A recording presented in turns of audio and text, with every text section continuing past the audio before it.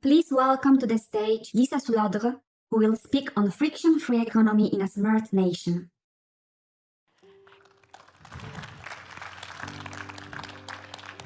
Good afternoon, everybody. I'm so happy to be back in Warsaw.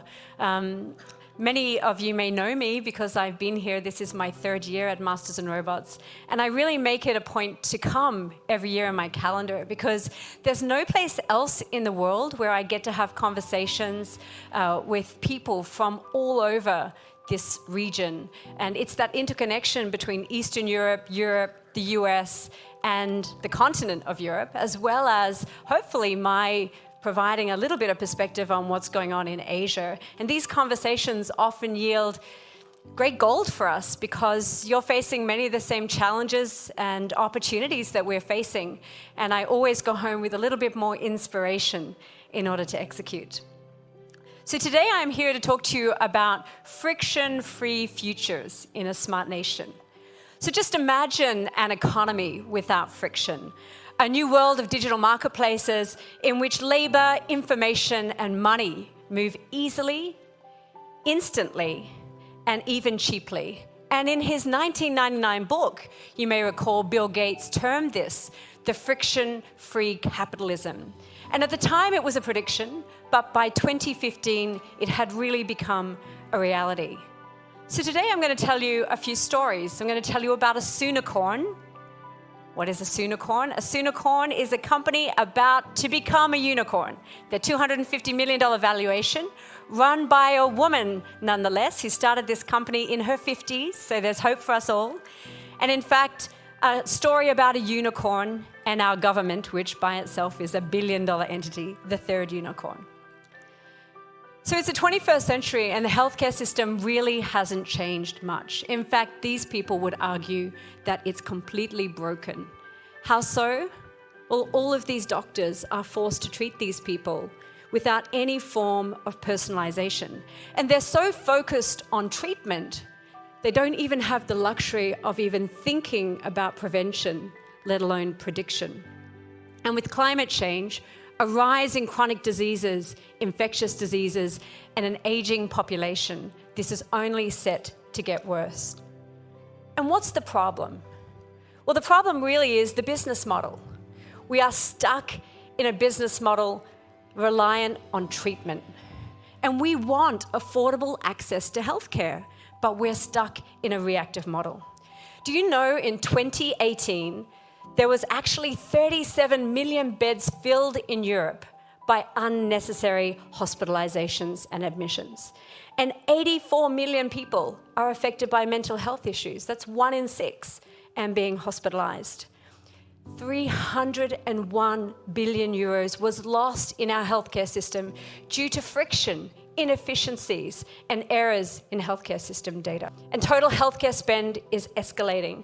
Private health insurance is becoming a necessity, not just a luxury. We have a saying in Singapore, you can die, but you can't get sick. And the constraints of public spending, of course, are going to continue to cause a slowdown in public healthcare spend, making it even more necessary to have private health cover. This is a massive opportunity in Asia. It's a $100 billion market. We are really the home of the underinsured. And you know, we have the aging population, we have the rise of chronic and infectious diseases, but we also have severe limitations of public health. Do you know, on average, when we get old, we will spend 7 years of our life unhealthy. 7 years. In China, by 2030, there will be 4 in every 10 people aged over the age of 65. And there will only be 4 beds for every 100,000 elderly people. This is a massive opportunity for us to move from treatment, ideally, to prevention. Now, my good friend Sergey Nedazin, a Wharton professor, once said to me, Leesa, if you want to disrupt a business model, there are really 2 levers for change in a risk-driven business model. First, change the level of information risk. Change who, what, where, and why that decision is being made in the value chain. And second, just change the alignment of incentives. And that's really part of the philosophy behind the first Soonicorn that I'll share with you, the story about CXA. But what is information inefficiency? This is where the decisions that we make are often based on having incomplete information at that specific point in time because the information is simply not available. And what's the problem in our healthcare system is, in fact, most of the information that we're dealing with is still not yet digitized. Put your hand up if you can genuinely say that you work in a paperless company. Anybody? I don't see a single hand. I can't really see at the back there. Anybody got their hand up there? Almost nobody, right? We're not yet digitized. And so what if this system was digitized? What if the information was transparent? And let's think about alignment inefficiency, particularly the alignment of incentives. This is where decisions are often based on self-interest rather than what's really good for everybody in the ecosystem. You know, when I had a baby, I actually knew that my health cost of having that baby would far exceed the cap on my insurance policy. So I had $25,000 cover. That's a lot of money. But guess what? I knew if I went to a particular hospital that my baby would cost $25,000 plus. And do you know what? At 37 and a half weeks, because I support the insurance industry and I don't want everybody to have unaffordable access to healthcare and insurance, I moved hospitals. Guess how much my baby cost? $13,000. How can it cost almost half the price? So there's inefficiencies in the system and we need to align incentives. Now let's think about Rosaline Chowku. She's now a 57-year-old female founder. She's the CEO of a company called CXA Group. This is a healthcare benefits and compensation platform that is really disrupting the global ecosystem for healthcare. Diabetes and cardiovascular disease are the top two issues hitting Asia. It does come here 10 years before the West. A lot of it is not diagnosed, it's underreported, but it's actually an epidemic. Companies, their premiums they pay for insurance are doubling every 3 to 5 years. So it can't keep happening. CXA's mission is actually to shift what companies spend, especially when there's excess insurance, into prevention and disease management. They get this platform which allows each employee to decide what's best for them. So we're actually trying to unlock wellness in the workplace, because work is where most people spend their time.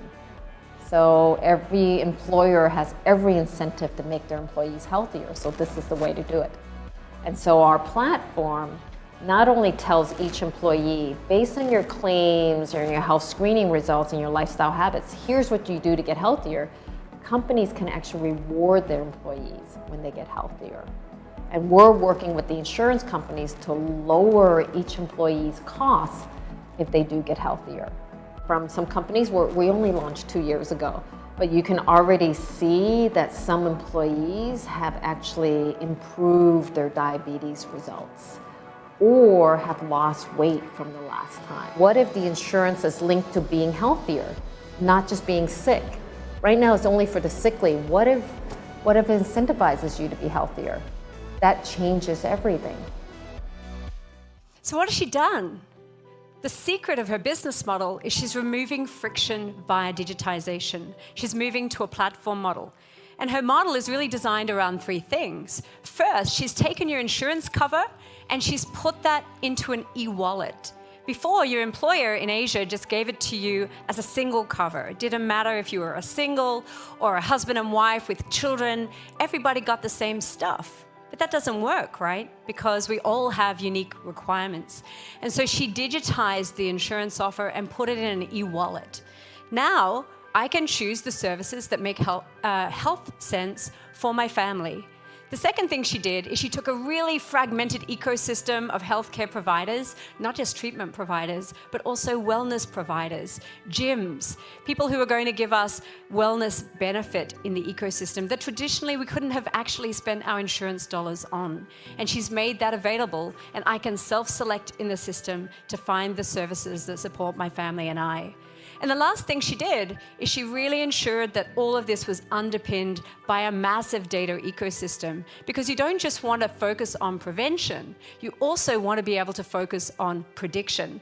So now with the services that are being consumed by the ecosystem, with all of your health data going into the platform, now in fact we can identify the unique characteristics that are important to you from a health, a lifestyle, a demographic, a life event perspective, and even a shopping perspective, depending on what it is that you're purchasing, to help inform proactively these recommendations.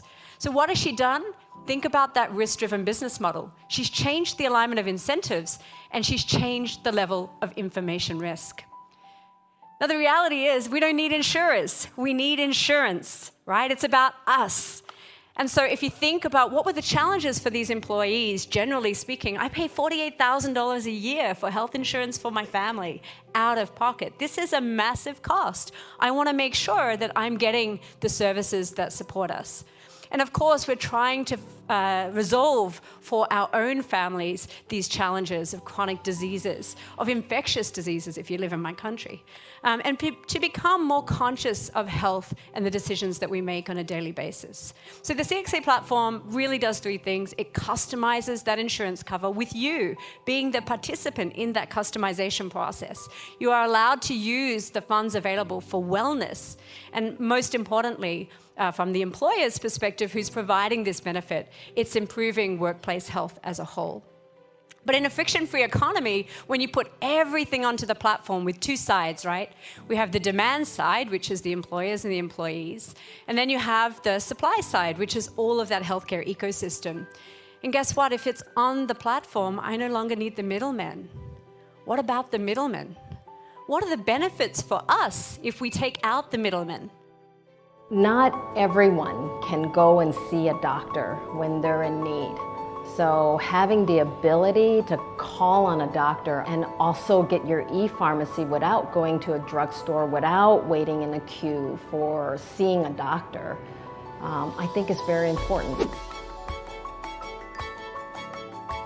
A lot of our clients, which were the employers, were complaining that the outpatient doctor's appointments were very expensive due to the consultation and the drugs. We've integrated MyDoc into our platform, so after each health screening, they can actually get a consultation immediately.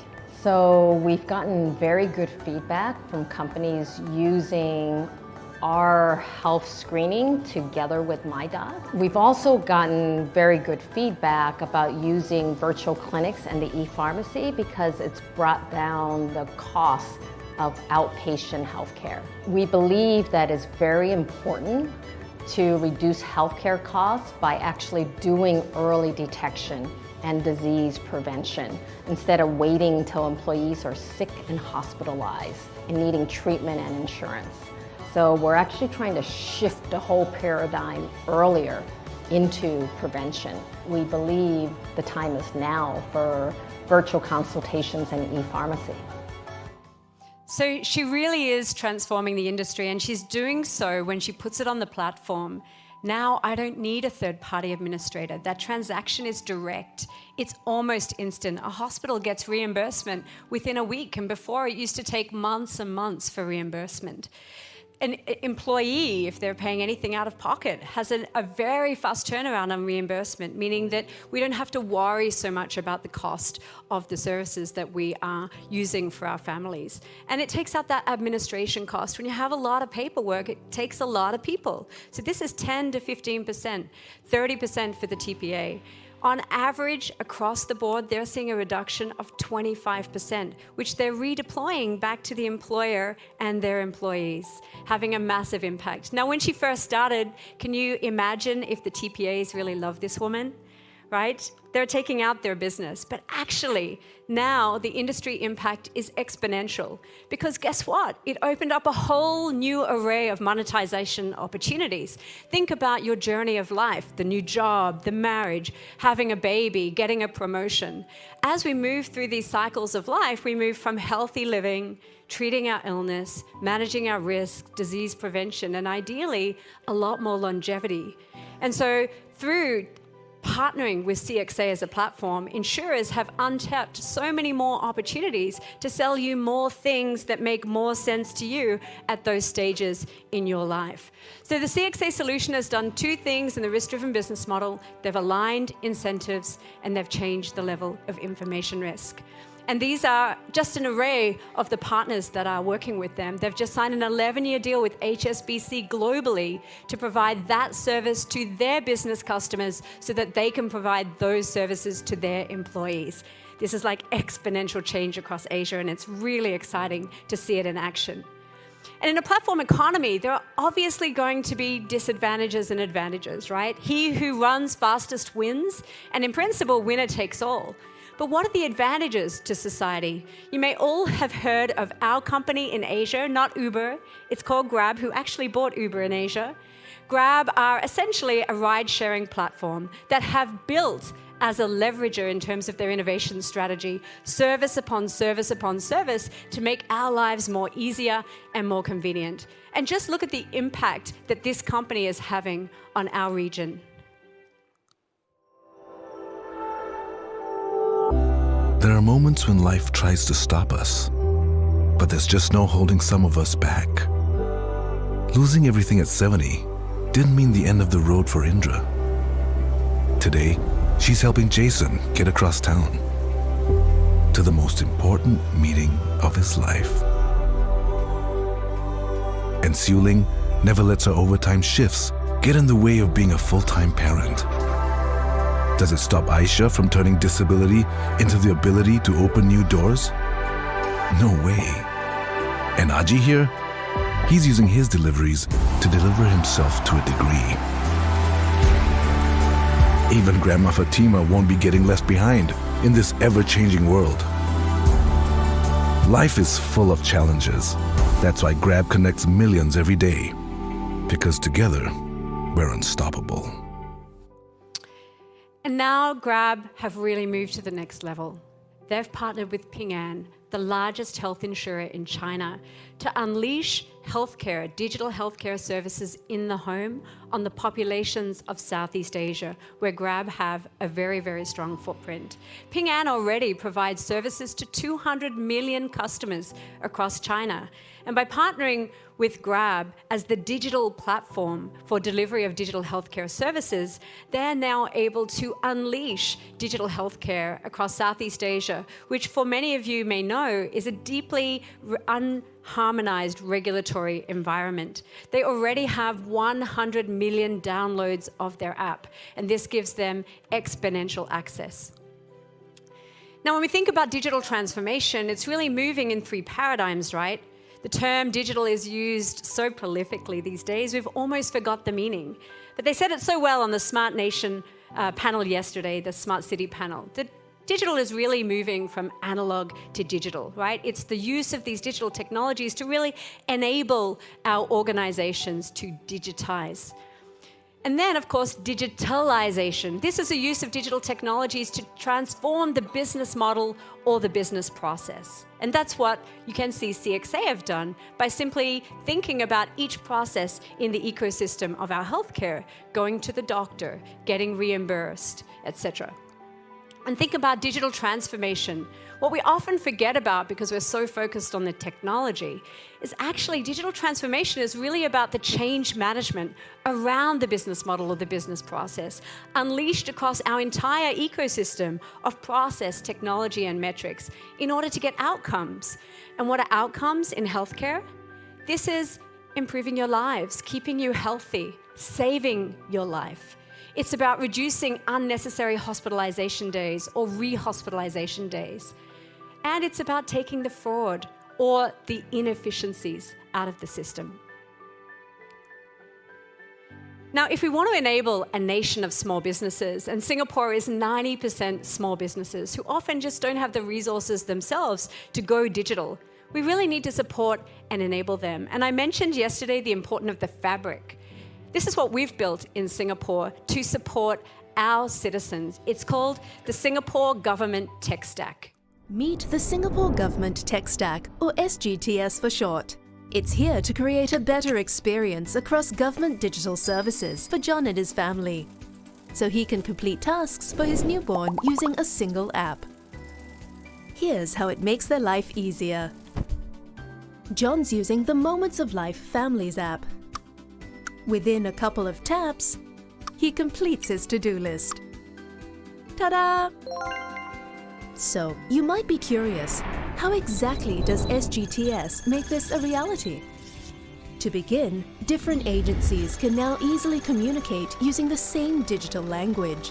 There, a scalable system is used to build, run, and manage apps. Data is made shareable through a secure channel. John only needs to key everything once, without the need to do it again, and again, and again. Making an early version of an app becomes easier and faster. Now you can imagine if you're a small business and you don't have access, suddenly by tapping into this platform gives you the opportunity to connect and engage. But more importantly, from a citizen perspective, we have 80 agencies. And think about those moments of life, having a baby, registering your baby as a citizen, getting your care package, all of these require different agencies. Now through the Moments of Life app, we can have a single journey across a government agency network, which is very, very efficient. And we're making progress. Here's just a few of the highlights.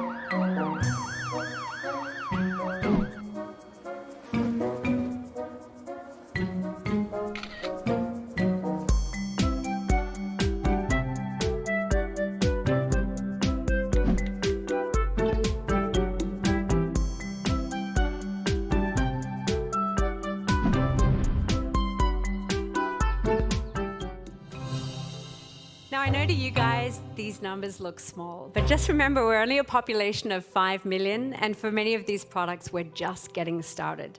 But we have invented them together with citizens, with youth. We've made sure that all voices are included. And what we're doing is re-architecting the citizen experience. What does that mean in terms of product or service, package, transaction, support? And how does that enable them to engage with us in a single fluid manner? Now, digital disruption, as you know, is rarely a technology shift. It's typically a change in business model. So I ask you, does your business model look into the future, or does it defend the past? Are you stuck with a rear view mirror? How much time does your business actually spend on auditing its financials as opposed to auditing its business model? Remember, if you want to disrupt a value chain, there are two levers for disruption: change the level of information risk or change the alignment of incentives. Because in a friction-free economy, companies can create value in new and disruptive ways. Now, you want to know where we're going, right? We're the smart nation. We're striving to constantly be the best. What does this look like for the future?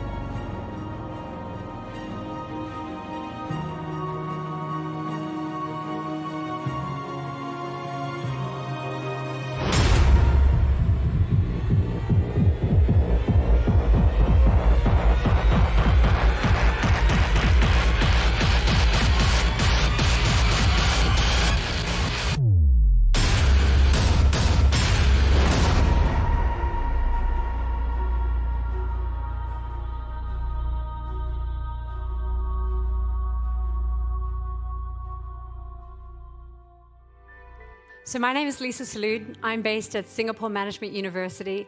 And if you want to start helping us to recreate the future, please join us. I had an agenda today. My job was to make you a little bit smarter. But most importantly, it was to help you think a little bit differently about the opportunities ahead of you and how business model transformation can really make a difference. Please join us in Singapore and let's co-create. Thank you.